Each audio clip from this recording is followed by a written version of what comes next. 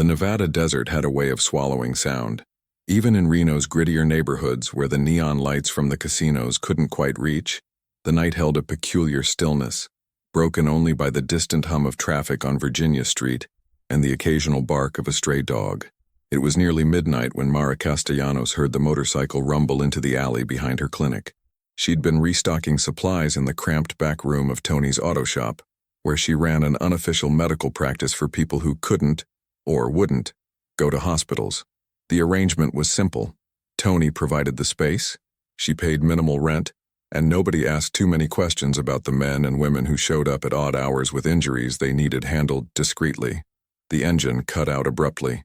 Mara paused, listening. One bike. Solo rider. She'd learned to read the patterns over the years. The difference between someone coming for a routine patch-up and someone running from something worse. Footsteps, heavy and uneven. Limping. She moved to the small window that overlooked the alley, pulling back the dusty curtain just enough to see. The man was dismounting slowly, favoring his left side. Even in the dim wash of the security light, she recognized the leather cut, the distinctive patches of the Hells Angels MC, Reno chapter. Her stomach tightened.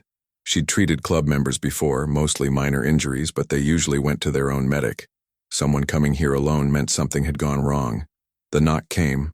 3 solid raps, deliberate but restrained. Mara took a breath, smoothed down her faded scrubs, and opened the door. He was bigger than she'd expected, easily 6'2", with broad shoulders that filled the doorframe. Dark hair hung past his collar, partially obscuring a face that was all hard angles and controlled tension. Blood soaked through his white t-shirt beneath the leather vest, spreading from his left side. His jeans were torn at the knee, revealing a nasty scrape that gleamed wetly in the light. But it was his eyes that stopped her, gray-blue like storm clouds over the Sierra Nevada, and fixed on her with an intensity that felt almost physical. "You Mara?" His voice was rough like gravel underfoot. "Depends who's asking. Someone who needs help and doesn't want to answer questions." She studied him for a moment. His jaw was set, teeth probably clenched against pain, but his posture remained upright. Pride or training, maybe both. Blood dripped from his fingertips onto the concrete. "You going to bleed out in my doorway, or are you coming in?" Something that might have been amusement flickered across his face.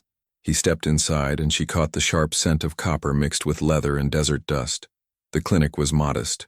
One examination table, cabinets stocked with supplies she purchased from medical distributors who didn't look too closely at credentials, and a sink she kept meticulously clean.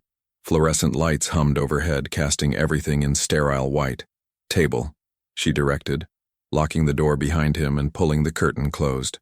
He moved slowly, each step measured. When he reached the table, he gripped the edge with both hands, knuckles going white, before hoisting himself up. The movement pulled a barely audible grunt from him, the first real acknowledgement of pain. Mara washed her hands thoroughly, pulled on latex gloves, and approached. Up close, the damage was more extensive. The blood on his shirt originated from what looked like a knife wound along his ribs. His face bore fresh bruises. One eye was swelling, a cut above his eyebrow still weeping. "I need to see the wound." Shirt off. He hesitated, and for the first time she saw something other than stoic control in his expression. Reluctance, maybe even fear, though that seemed impossible for a man who wore a Hells Angels patch. "You want me to help you or not?" Her tone was professional, firm. His jaw worked for a moment before he reached for the hem of his shirt. The movement was stiff, painful. She stepped closer, her hands moving to help, and he flinched, a sharp, involuntary recoil that made her freeze. "I can manage," he said, voice tight. She stepped back, giving him space. He pulled the shirt over his head with visible effort, the leather vest following. What she saw made her breath catch. The fresh knife wound was bad enough, a 6-inch gash that would need stitches, but it was the scars that told the real story. His torso was a map of old violence, long faded lines that spoke of knife fights, circular burns that could only be cigarettes, and something that looked suspiciously like a poorly healed bullet wound just below his collarbone. His skin was tan from the Nevada sun, the scars standing out pale and raised against the darker flesh. Mara had seen plenty of rough cases in her 5 years running this clinic. Reno wasn't gentle to the people who lived on its margins. But there was something different about this man's scars. They weren't random. They told a story of systematic violence, of pain endured over years. "What's your name?" she asked quietly, pulling her supply cart closer. "Does it matter? I like to know who I'm patching up." He was silent for a long moment, watching her prepare antiseptic and gauze. "Colt." "Colt." She nodded. "All right, Colt. This is going to sting. The wound needs to be cleaned before I can assess if you need stitches." She soaked a gauze pad in antiseptic and approached. The moment she touched the wound, his entire body went rigid. His hands gripped the edge of the table so hard she thought the metal might bend. But he didn't make a sound. "You can breathe," she said softly. "It actually helps with the pain. I'm breathing. Barely." She continued cleaning, her movements efficient but gentle. The wound was deep but clean. A slash, not a stab. Someone had tried to cut him and he'd probably moved at the last second. "You're lucky. Missed anything vital?" "Lucky," he repeated, and there was something bitter in the word. As she worked, her hand occasionally brushed against the old scars surrounding the fresh wound. Each time she felt him tense, his breathing shifting to something more shallow. It wasn't pain. She knew what that looked like. This was different. "These are going to need stitches," she said, examining the edges of the wound. "I've got lidocaine to numb it, but you're still going to feel the pressure. Just do it." She prepared the suture kit, stealing glances at him as she worked. In the harsh fluorescent light, she could see more details. The way his hands trembled slightly despite his grip on the table, the sweat beading at his hairline, the muscle jumping in his jaw. He was holding himself together through sheer willpower.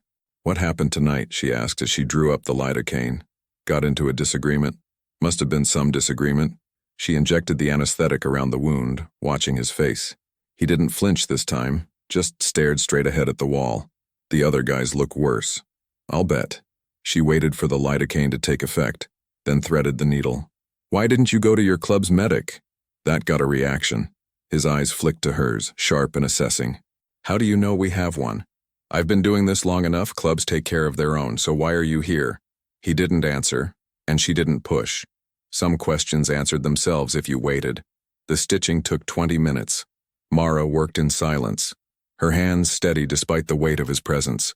Colt remained absolutely still, barely seeming to breathe. She'd treated anxious patients before, people who jerked at every touch. But this was different. He wasn't afraid of the pain. He was afraid of something else. When she finished the last stitch and tied it off, she stepped back to examine her work. Clean, even stitches. It would heal well if he took care of it. "Done," she said, stripping off her gloves. "Now let me look at your face." "It's fine. You've got a cut above your eye that's still bleeding and a cheekbone that might be fractured. Let me look." He sighed but didn't argue. She moved to stand in front of him, placing herself between his knees to get a better angle. The position was intimate, closer than she'd been to anyone in months, and she felt the shift in energy immediately. A crackling tension that had nothing to do with the medical procedure. Mara focused on the wound, using a fresh gauze to clean the blood from above his eyebrow. His eyes were closed now, but she could feel the tightness in his body, the way he held himself separate even as she worked inches from his face. "This doesn't need stitches, but you'll have a hell of a bruise." She dabbed antiseptic on the cut, and his eyes opened, meeting hers. Up close, she could see the flecks of darker blue in the gray, the long lashes that seemed incongruous with the rest of his hard features. There was something ancient in those eyes, something tired and wary that made her heart clench unexpectedly. "You're good at this," he said, his voice softer than before.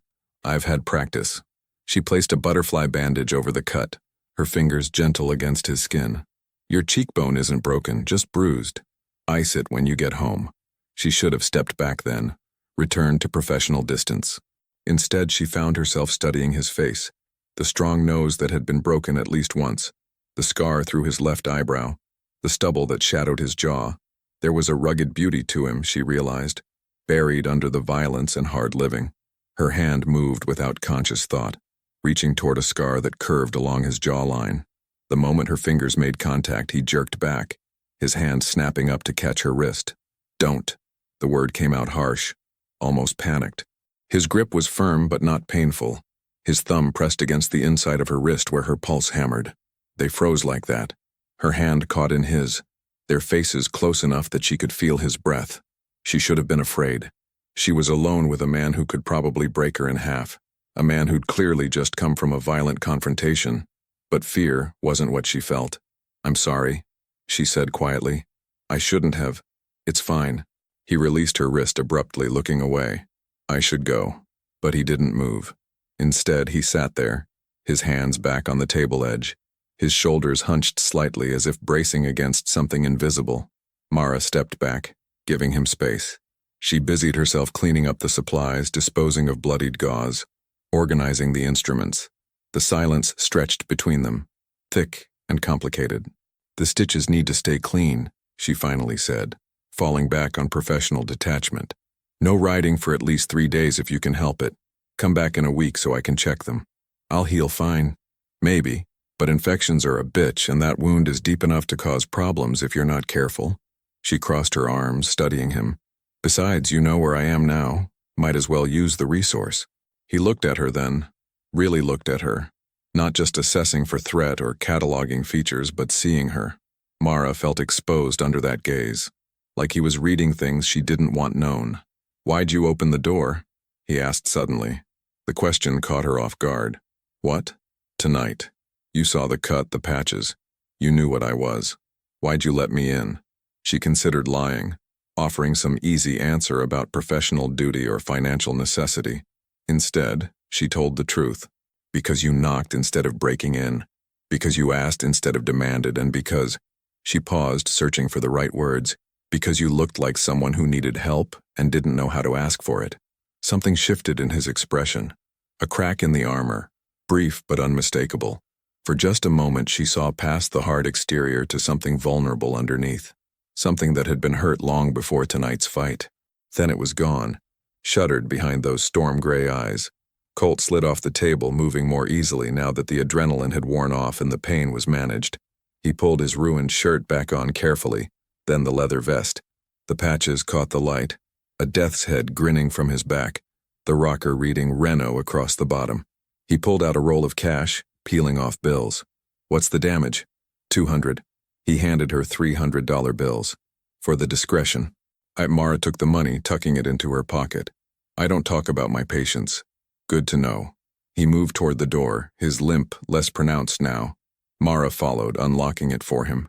The desert night spilled in. Cooler now, carrying the scent of sage and distant rain. Colt paused in the doorway, his back to her. For a long moment he just stood there, silhouetted against the darkness. Then, without turning around, he spoke. Thanks, Mara. Before she could respond, he was gone, swallowed by the night.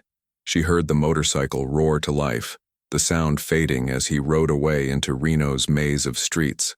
Mara stood in the doorway for a long time after he left, staring at the empty alley. Her wrist still tingled where he'd grabbed her.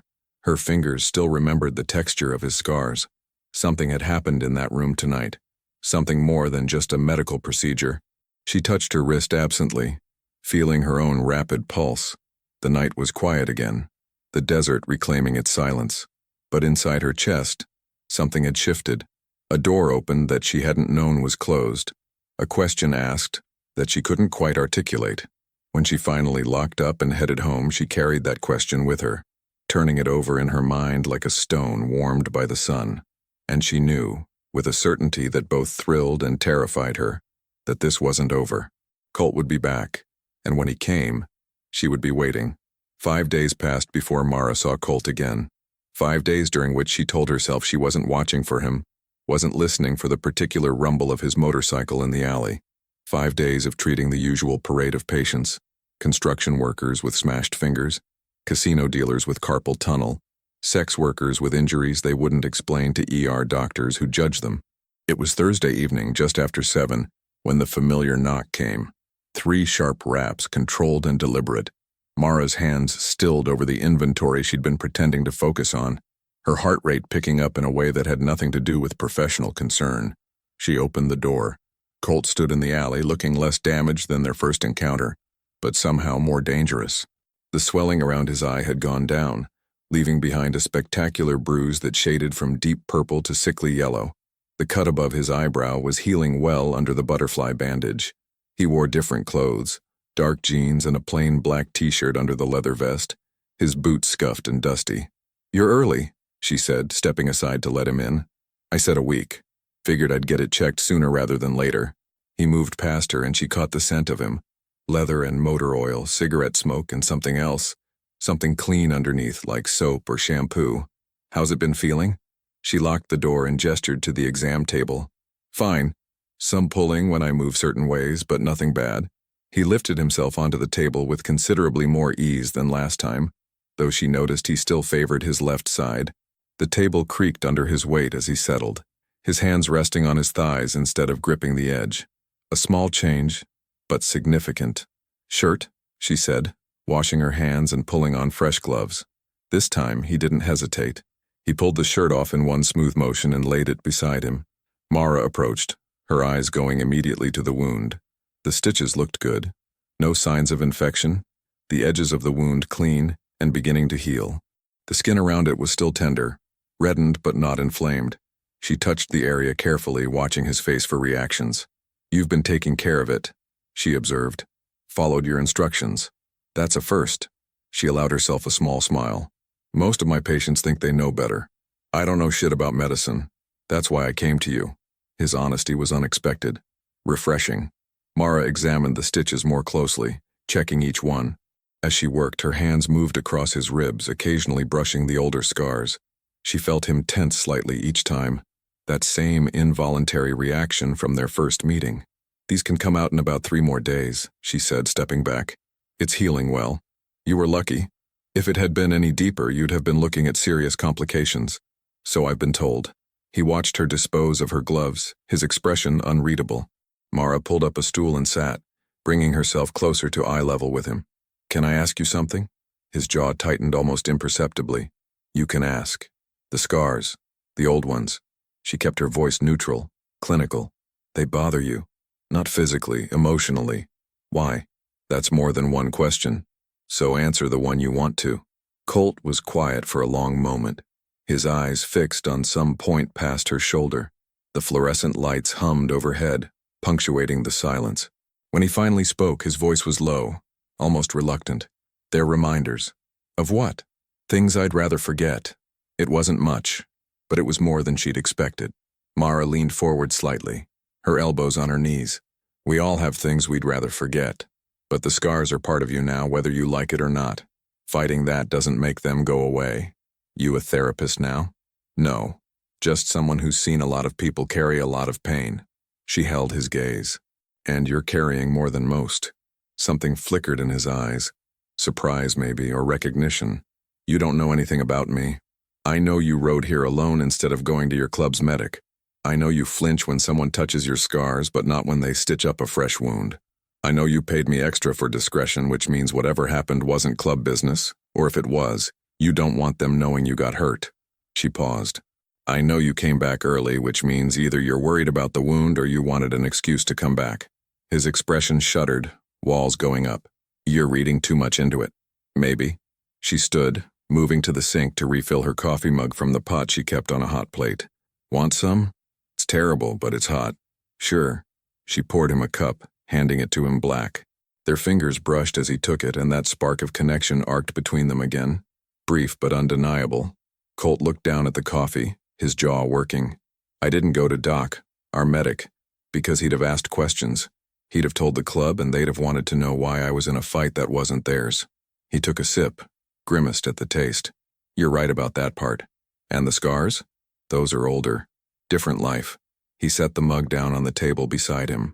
Most of them happened before I had a club, before I had brothers watching my back. The admission hung in the air between them. Mara leaned against the counter, cradling her own mug, giving him space to continue or not. The choice was his. I grew up in Sparks, he said finally, naming the city just east of Reno. Foster system mostly. Bounced around a lot. Some homes were better than others. He touched the circular scar below his collarbone absently. Some weren't. Mara's stomach tightened. She'd seen cigarette burns before, knew what they meant. How old were you? 12 when I got this one. There were others before and after. He dropped his hand, his expression hardening.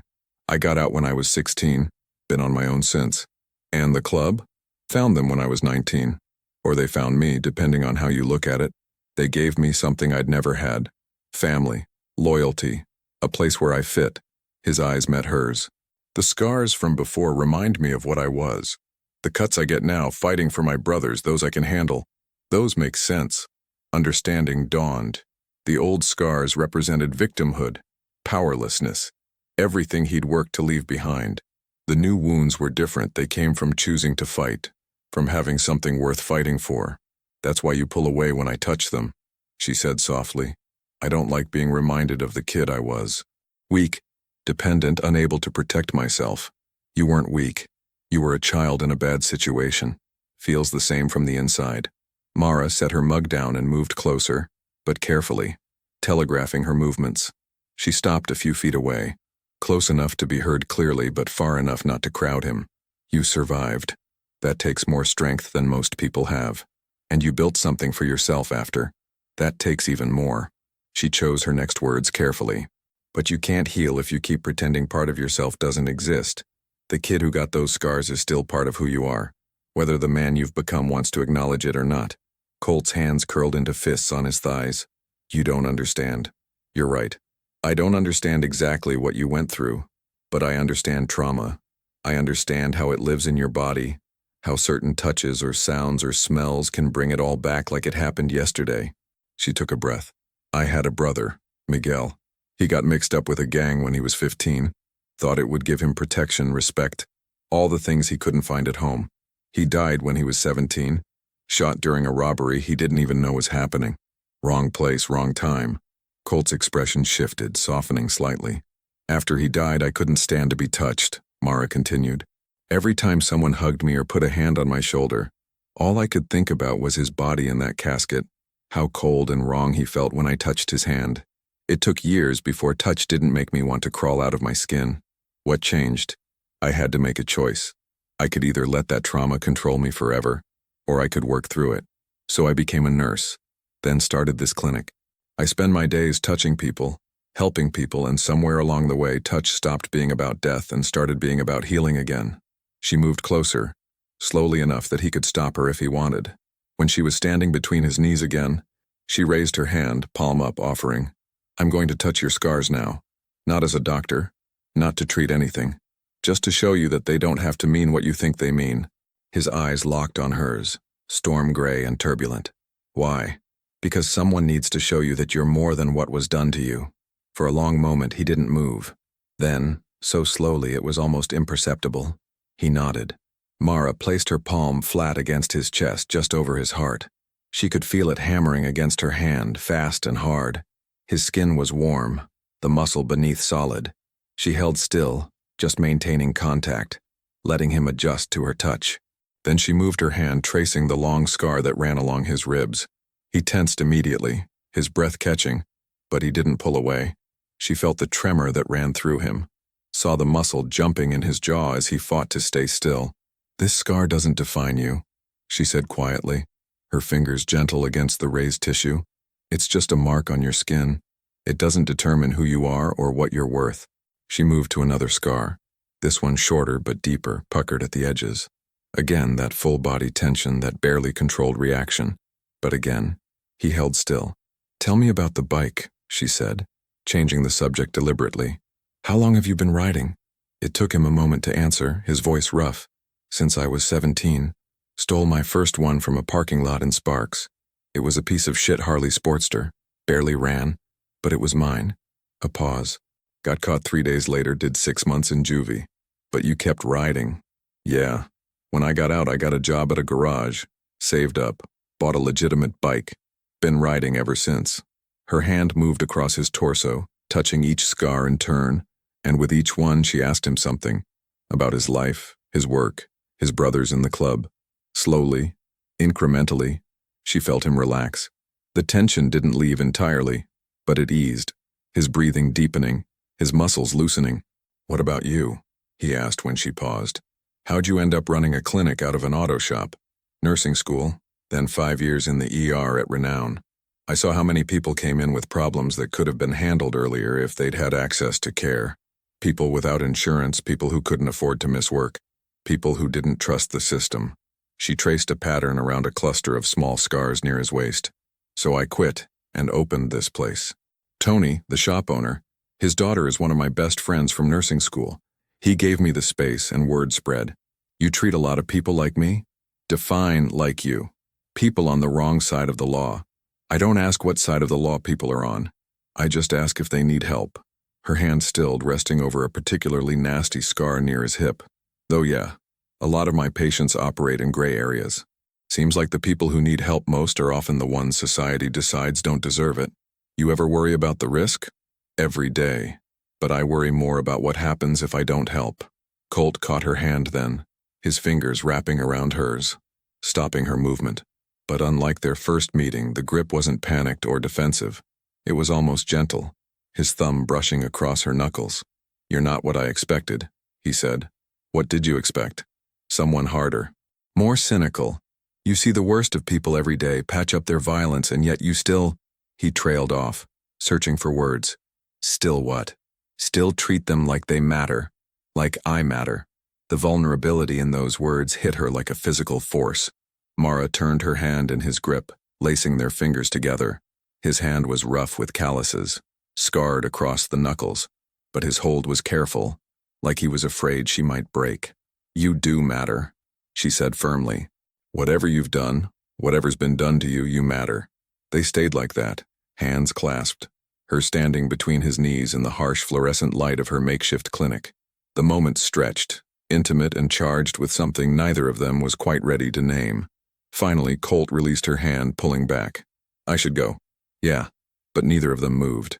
Come back in 3 days, she said, falling back on professional detachment as a shield. I'll take the stitches out then. I can take them out myself. You could, but you won't. She held his gaze. Because this isn't just about the stitches anymore, and we both know it. His expression flickered. Surprise, recognition, something that might have been fear. Mara, 3 days, Colt, 7 p.m. She stepped back, giving him room to leave. Don't make me come looking for you. A ghost of a smile touched his lips. That a threat? A promise. He slid off the table, pulling his shirt back on. At the door, he paused, looking back at her. In the dim light, with his guard momentarily down, he looked younger, less weathered. For a moment, she caught a glimpse of the boy he'd been before life had carved him into something harder. Thanks, he said quietly. For everything. Then he was gone, the door closing behind him with a soft click. Mara stood in the empty clinic, her hand tingling where he'd held it, her heart beating faster than it should. She was in dangerous territory now. She knew it, felt it in her bones. Colt was complicated, wounded and wary, tied to a life that could turn violent without warning. Getting involved with him would be reckless, possibly dangerous. But as she locked up for the night and headed home through Reno's neon-stained streets, she couldn't bring herself to regret it. Something was building between them, something rare and real, and for the first time in years she felt truly alive. 3 days, she thought. 3 days until she saw him again. She could wait. The 3 days stretched into 5. Mara told herself she wasn't disappointed when Colt didn't show up at 7 on Saturday evening. She told herself she had no right to expect anything from him, that their connection, if it could even be called that, was fragile at best. She told herself a lot of things that turned out to be lies. It was Tuesday night, almost 9, when the knock finally came. But it wasn't the controlled, deliberate knock she'd come to recognize. This was urgent, desperate, pounding fists against the door that rattled the frame. Mara's stomach dropped. She hurried to the door, unlocking it quickly. Colt practically fell through the opening, and this time he wasn't alone. Jesus Christ, she breathed, taking in the scene. Colt had his arm around another man, younger, maybe mid-20s, with shaggy blonde hair and a leather vest identifying him as a prospect for the Hells Angels. Blood soaked the kid's shirt, and his face was pale, sweaty, consciousness flickering. Bullet wound, Colt said through gritted teeth, practically dragging the younger man toward the exam table. Through and through, I think, but he's losing blood fast. Mara's training kicked in immediately. Get him on the table, now. They maneuvered the prospect onto the table, and Mara began cutting away his shirt with scissors. The wound was in his upper left chest, maybe 2 inches below the clavicle. Blood pulsed steadily from both entry and exit wounds, through and through, as Colt had said, but dangerously close to major vessels. What's his name? She demanded, pressing gauze to the wounds. Travis. He's 23. Travis, can you hear me? She leaned over him, checking his pupils. They were reactive but sluggish. Travis, I need you to stay awake. Look at me. The kid's eyes rolled toward her, unfocused. Hurts, he mumbled. I know it does. I'm going to help you, but I need you to stay conscious. She turned to Colt. What happened? Drive-by. Mongols, probably retaliating for last week. Travis was in the wrong place when they rolled through. His voice was tight with barely controlled fury. We can't take him to the hospital. They'll report it and then… I know. Mara grabbed an IV kit, her hands steady despite the adrenaline flooding her system. But I need you to understand. This is beyond what I'm equipped to handle. If that bullet nicked his subclavian artery, he could die right here on this table. Then make sure he doesn't. She looked up sharply, meeting Colt's eyes. They were hard, demanding, but underneath she saw the fear, raw and unfiltered. This wasn't just a fellow club member to him. This was someone he cared about, someone he'd brought to her because he trusted her to save him. Okay, she said, pushing down her own fear. Okay, I need you to hold pressure on the exit wound while I get this IV started. Can you do that? Yeah. Colt moved to the other side of the table, his large hands replacing hers on the blood-soaked gauze.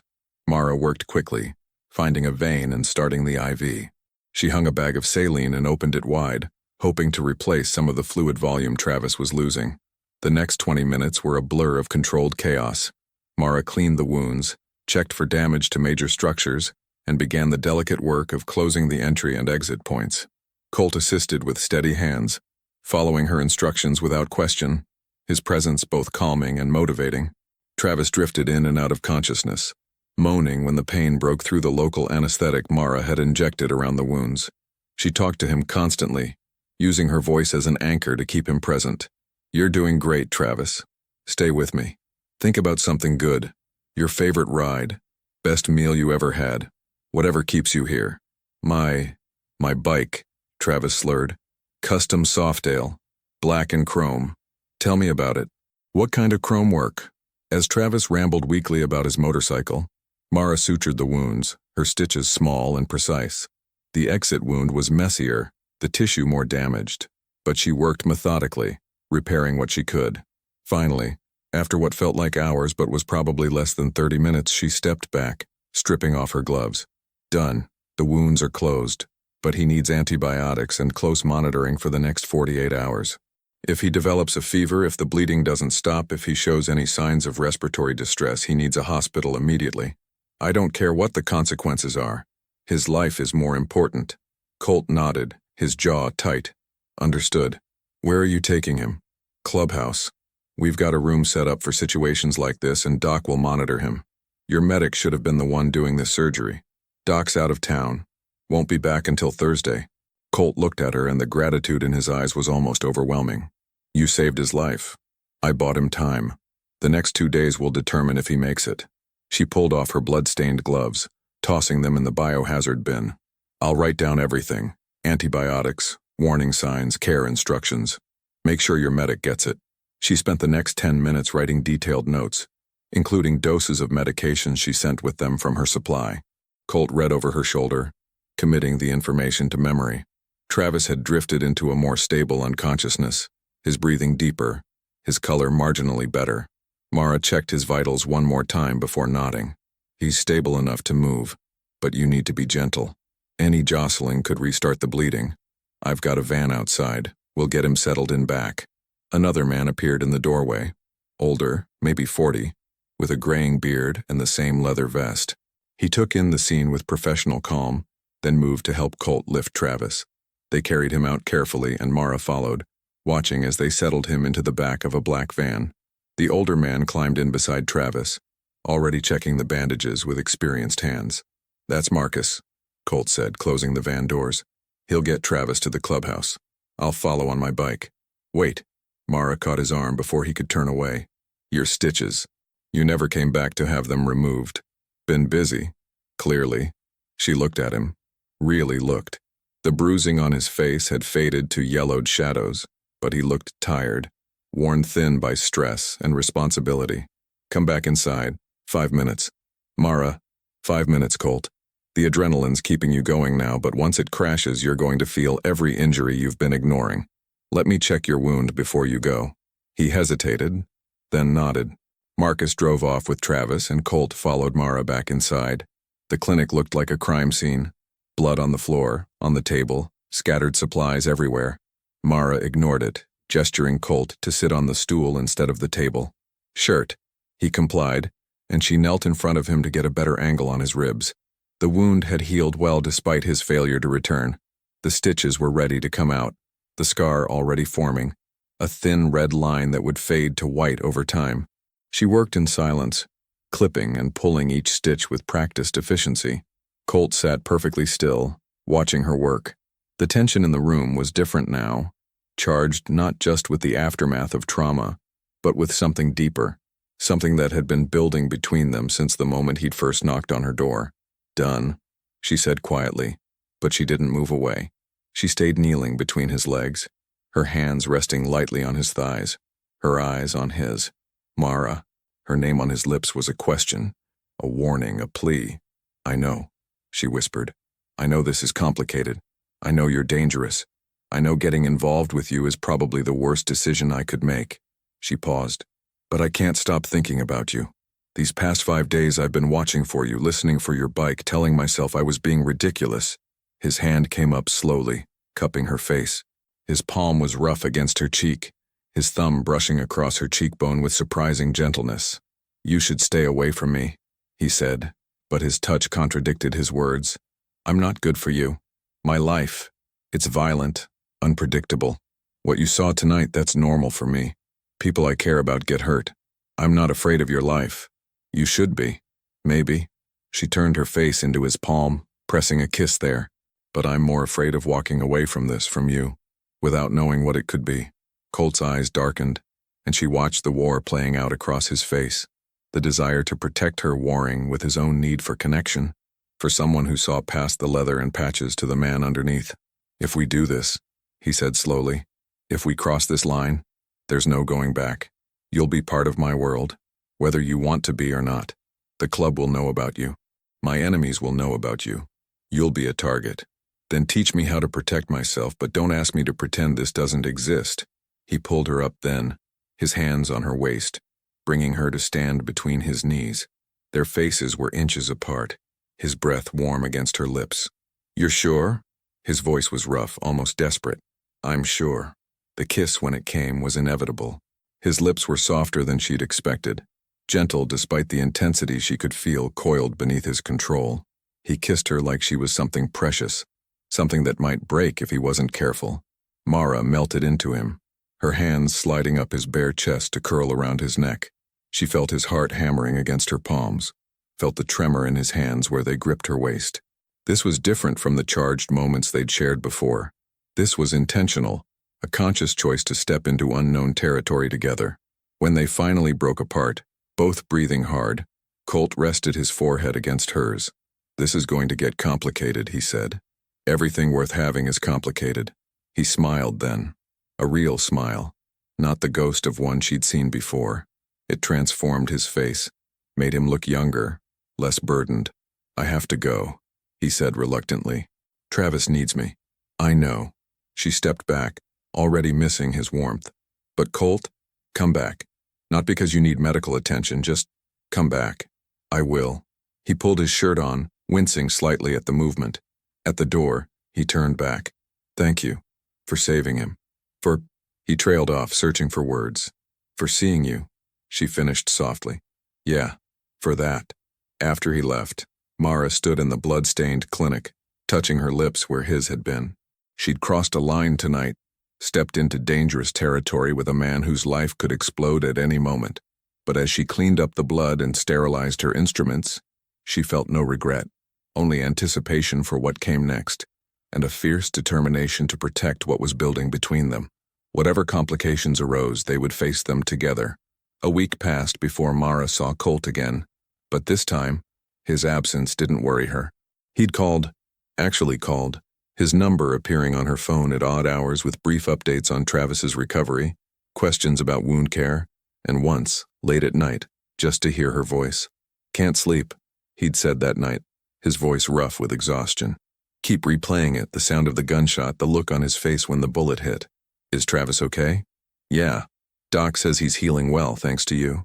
But I keep thinking about what could have happened if we'd been even 5 minutes slower getting to you. But you weren't. Travis is alive because you got him help in time. Because you trusted me to save him. A long pause. I'm glad I found you, Mara. Me too. The calls became a lifeline for both of them. Brief connections that bridged the gap between their different worlds. Through them, Mara learned more about Colt's life. The complex hierarchy of the club. The constant tension with rival MCs. The delicate balance between loyalty and survival. He learned about her world too. The patients she treated.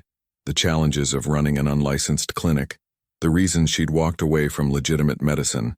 They were building something, brick by brick, conversation by conversation, but both knew it couldn't stay confined to phone calls forever.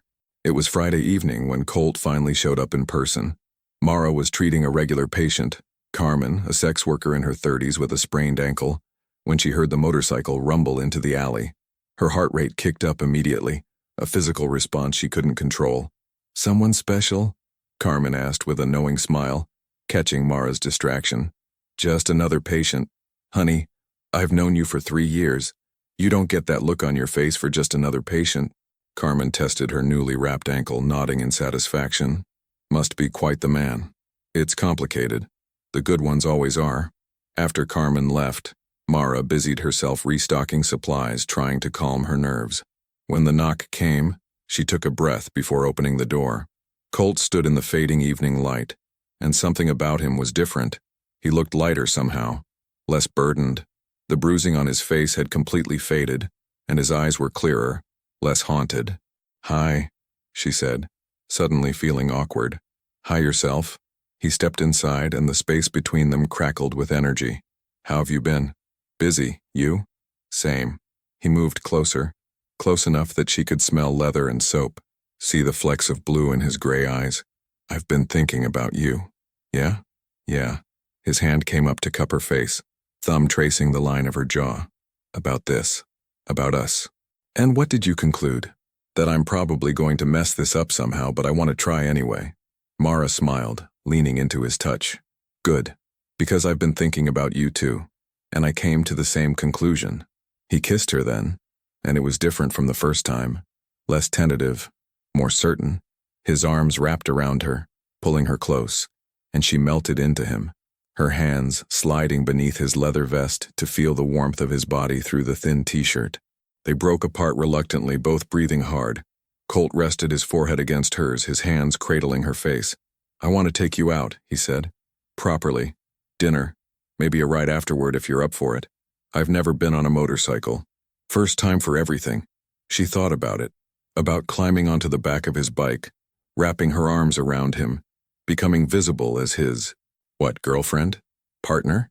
She wasn't sure what to call this thing between them, but putting it on public display would make it real in ways that mattered in his world. "Okay," she said. "When?" "Sunday night? I'm free after 8. It's a date." They spent the next hour just talking, sitting side by side on the exam table like teenagers, shoulders touching, hands occasionally clasping. Colt told her about Travis's recovery. The kid was doing well, already complaining about being sidelined from club activities. He told her about Marcus, who'd been impressed by her surgical work and wanted to know if she'd be willing to serve as backup medical support for the club. "I told him I'd ask you," Colt said carefully. "But there's no pressure. I know treating Travis was an emergency, not an agreement to take on the club." Mara considered it. Aligning herself officially with the Hells Angels would be dangerous, would paint a target on her back. But she'd already crossed that line the moment she'd let Colt into her clinic that first night. "Tell Marcus I'm willing to help in emergencies, but I can't be on call 24/7. I have other patients who need me." "That's fair. I'll let him know." He squeezed her hand. "Thank you for everything you've done. You don't have to keep thanking me." "I do, actually. Because you didn't have to help us. You could have turned Travis away, called the cops, protected yourself. But you didn't. I became a nurse to help people, Colt. That doesn't stop being true just because those people are complicated." He looked at her with such open warmth that her breath caught. "You're something else, you know that? I could say the same about you." When he finally left, promising to pick her up Sunday at 8, Mara felt like she was floating. The complications were still there. The danger, the uncertainty, the fundamental differences in their worlds. But underneath all that was something real, something worth fighting for. Sunday arrived with typical Nevada weather, hot and dry, the sky a brilliant blue overhead. Mara spent the afternoon preparing, changing clothes 3 times before settling on jeans, a fitted black tank top, and boots. She left her long dark hair down, added minimal makeup, and tried not to obsess over every detail. At 8 exactly, she heard the motorcycle pull up outside her apartment building. She lived in a modest complex near downtown Reno, nothing fancy but clean and safe. Looking out her window, she saw Colt dismounting, pulling off his helmet to reveal windswept hair. Her stomach flipped. This was really happening. She grabbed her jacket and headed down, finding him waiting by his bike. Up close, she could appreciate the machine. A black Harley-Davidson with chrome accents, clearly well-maintained and customized. "Hey," he said, his eyes sweeping over her appreciatively. "You look beautiful." "Thanks. You clean up pretty well yourself." He was wearing dark jeans and a dark gray button-down shirt under his leather vest, the patches prominent against the black leather. Looking at them, the Death's Head, the MC designation, the Reno rocker, she was reminded viscerally of what he was, what being with him meant. "Second thoughts?" he asked quietly, reading her expression. "No, just taking it all in." He handed her a helmet. "This is for you. It's new. Got it specifically for you." She took it, touched by the gesture. "You bought me a helmet? If you're going to ride with me, you need proper gear. This is just the start." He helped her put it on, his fingers gentle as he adjusted the strap under her chin.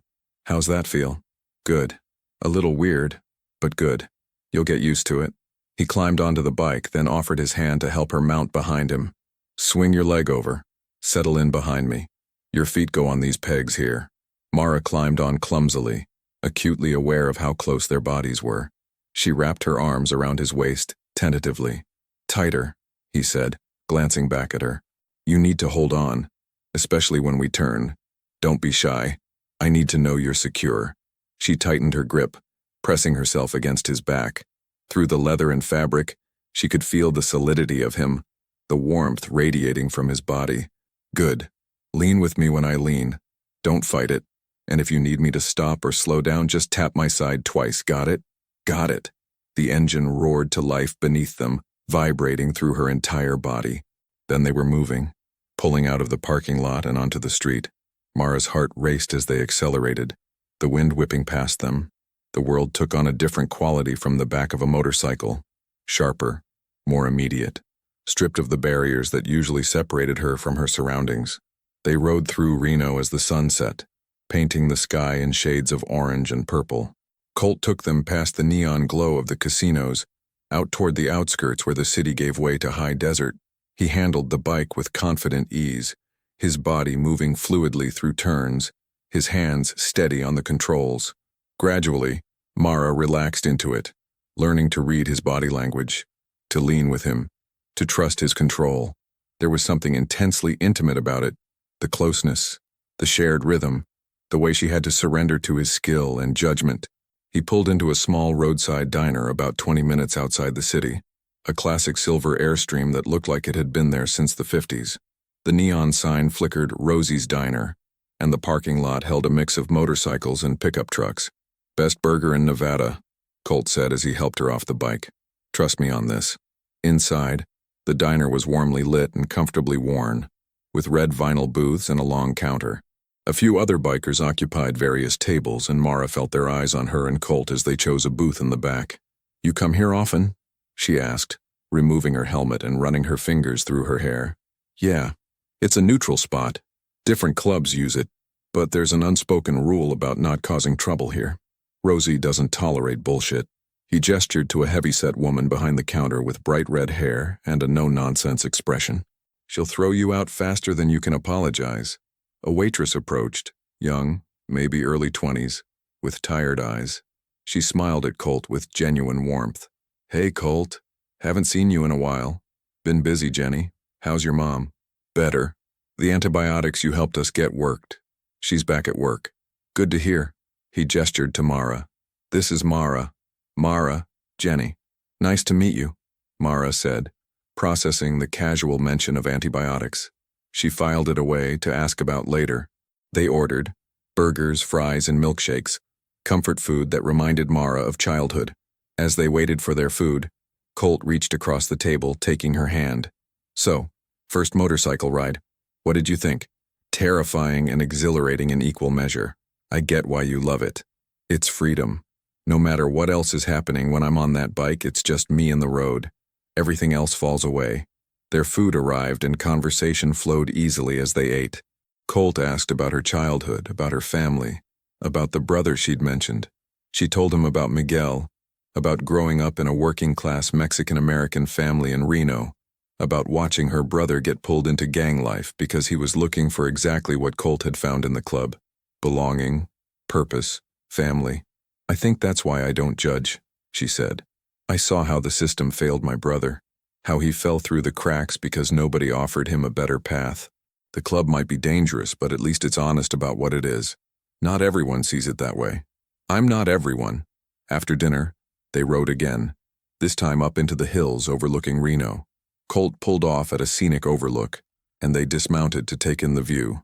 The city spread out below them, a constellation of lights against the dark desert, the casino's neon glow visible even from this distance. Mara leaned against the railing, Colt beside her, their shoulders touching. The night air was cool, carrying the scent of sagebrush and distant rain.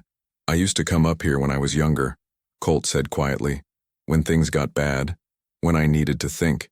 There's something about seeing the city from up here. It makes everything seem smaller, more manageable. It's beautiful. He turned to look at her, his expression serious. I need you to understand something, Mara. Being with me, it's not going to be easy. There will be times when I can't tell you where I'm going or what I'm doing. Times when I'll disappear for days and you'll have to trust that I'm okay. Times when what I do might scare you or make you question everything. I know. Do you? Because it's easy to say you understand when things are good, when we're having a nice dinner and enjoying a ride. But when shit hits the fan, when my life gets violent and messy, that's when it gets real. That's when most people walk away. Mara turned to face him fully, reaching up to cup his face. I'm not most people. I've seen violence, Colt. I've cleaned up after it, stitched together the pieces it leaves behind. I'm not naive about what your life entails. She paused, making sure he was really hearing her. What I need to know is if you're willing to let me in, scars and all, because I'm not interested in the carefully controlled version of you. I want the real thing, the parts you show and the parts you hide. His hands came up to cover hers, his eyes searching her face. I don't know how to do this, relationships, intimacy, letting someone see the ugly parts. I've never been good at it. Then we'll learn together, because I'm not exactly an expert either. She smiled. We'll probably mess it up sometimes. Fight, misunderstand each other, push each other's buttons. But as long as we're honest, as long as we keep showing up, we'll figure it out. He kissed her then, deep and slow, pouring everything he couldn't say into the contact. When they finally broke apart, his eyes were bright with emotion. Okay, he said. We'll try. Together. Together, she agreed. They stayed on the overlook for another hour, talking about everything and nothing, building the foundation of something that felt both fragile and incredibly strong. When they finally rode back to her apartment, Mara felt fundamentally changed, not just by Colt, but by her own willingness to step into uncertainty, to choose connection over safety. At her door, he kissed her goodnight, a long, lingering kiss that promised more to come. See you soon? She asked. Count on it. She watched him ride away, the sound of his motorcycle fading into the Reno night. Then she went inside, touched her lips where his had been, and smiled. This was just the beginning. There would be challenges ahead, complications and dangers they couldn't yet foresee. But for the first time in years, Mara felt truly alive, truly seen, and whatever came next, she knew they would face it together. In the quiet of her apartment, she thought about Colt's scars, the ones on his body and the ones he carried inside. She thought about her own scars, visible and invisible, and about how two wounded people had found each other in the most unlikely of circumstances. Maybe that was how healing worked. Not through avoiding pain, but through finding someone willing to tend your wounds while you tended theirs. Not through pretending the scars didn't exist, but through learning that they didn't have to define you. As she prepared for bed, Mara's phone buzzed with a text. Thank you for tonight, for seeing me, for not running.